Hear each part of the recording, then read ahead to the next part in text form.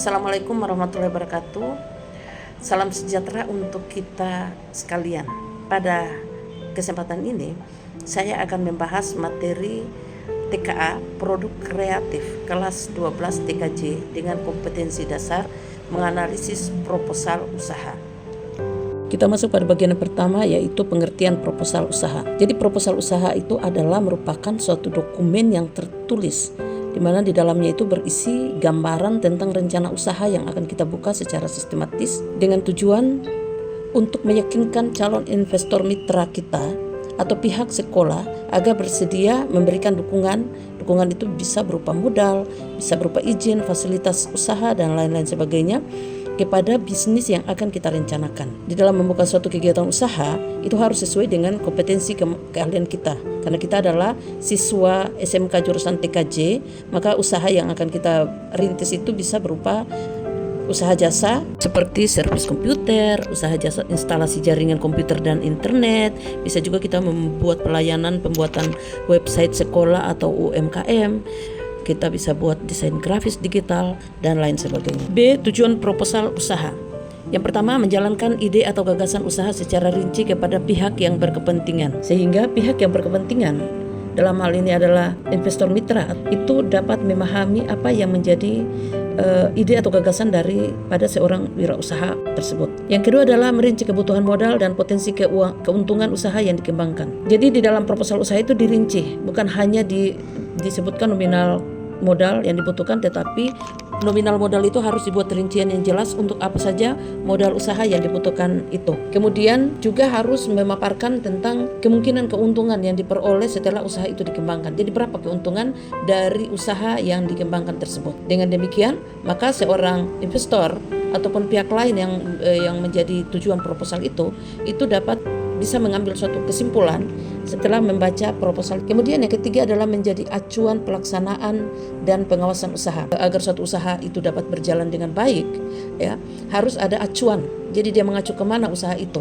Jadi kalau misalnya itu harus mengacu kepada perencanaannya itu, sehingga pelaksanaan kegiatan usaha itu dia terarah. Pengawasan usaha ini dimaksudkan agar kegiatan usaha itu itu berjalan sesuai dengan perencanaan yang sudah dibuat. Maka seorang pengawas itu harus melihat kegiatan usaha yang dibuat itu sudah berjalan sesuai dengan perencanaan yang dibuat sebelumnya atau belum. Maka itu dibuat suatu pengawasan agar kegiatan usaha itu dapat berjalan sesuai dengan apa yang direncanakan sebelumnya.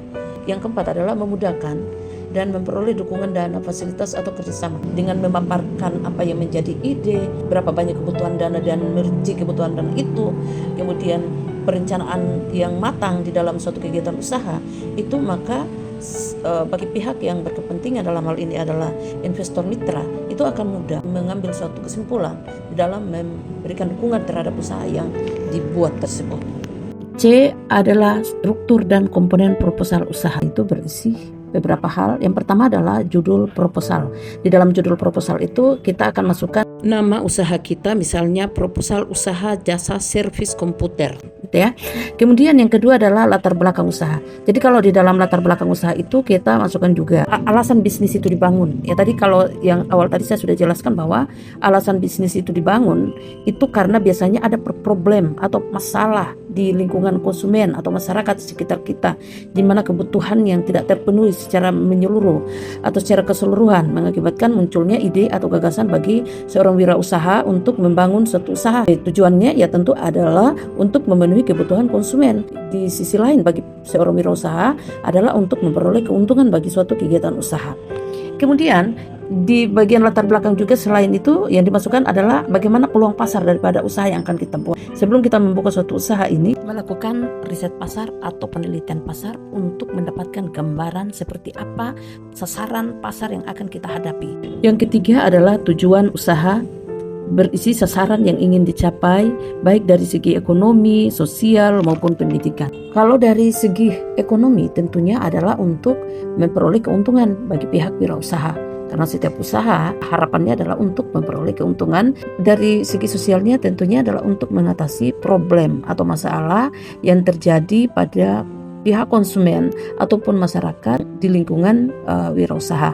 Kemudian tujuan usaha dari segi pendidikan ya tentunya adalah untuk meningkatkan kompetensi keahlian bagi TKJ, jurusan pendidikan. Selain itu menambah pengetahuan bagi seorang siswa cara berwirausaha yang baik. Kemudian yang keempat adalah deskripsi produk dan jasa. Kita jelaskan secara rinci mengenai barang atau jasa yang akan kita tawarkan kepada konsumen.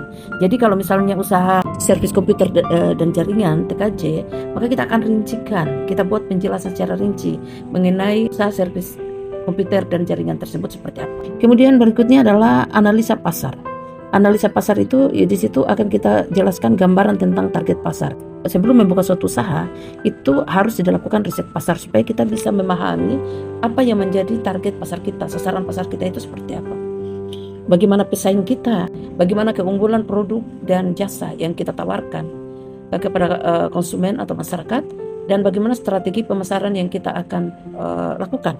Apakah pemasarannya itu melalui online atau pemasaran secara offline. Bagian berikutnya adalah rencana operasional, meliputi penjadwalan jam kerja, misalnya buka mulai pukul 8 pagi sampai pukul 21 malam, pembagian tugas teknisi dan pengelolaan waktu servis berdasarkan prioritas atau urgensi perbaikan pelanggan. Kebutuhan sumber daya manusia itu misalnya berapa banyak tenaga kerja yang digunakan dan alat-alat apa saja yang dibutuhkan. Rencana manajemen meliputi pembagian tugas pada setiap pihak yang bergabung dalam kegiatan usaha. Di sini harus ada pembagian tugas yang jelas agar pekerjaan tidak tumpang tindih dan setiap pihak dapat bekerja sesuai tupoksinya masing-masing. Rencana keuangan meliputi perincian kebutuhan modal, biaya operasional, proyeksi pendapatan dan keuntungan.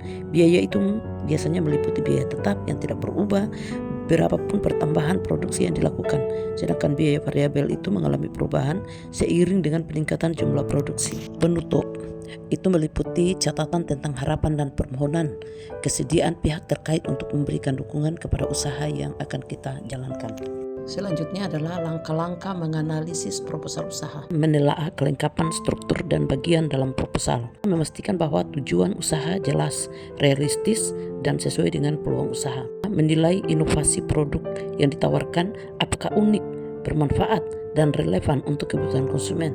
Yang ketiga, menganalisis perhitungan keuangan, apakah proyeksi pendapatan dan biaya, perhitungan laba rugi sesuai, sudah masuk akal. Yang keempat adalah mengecek strategi pemasaran dan implementasi teknik usaha, termasuk pemanfaatan media sosial jika ada. Dan yang terakhir, menilai kesesuaian proposal dengan bidang keahlian.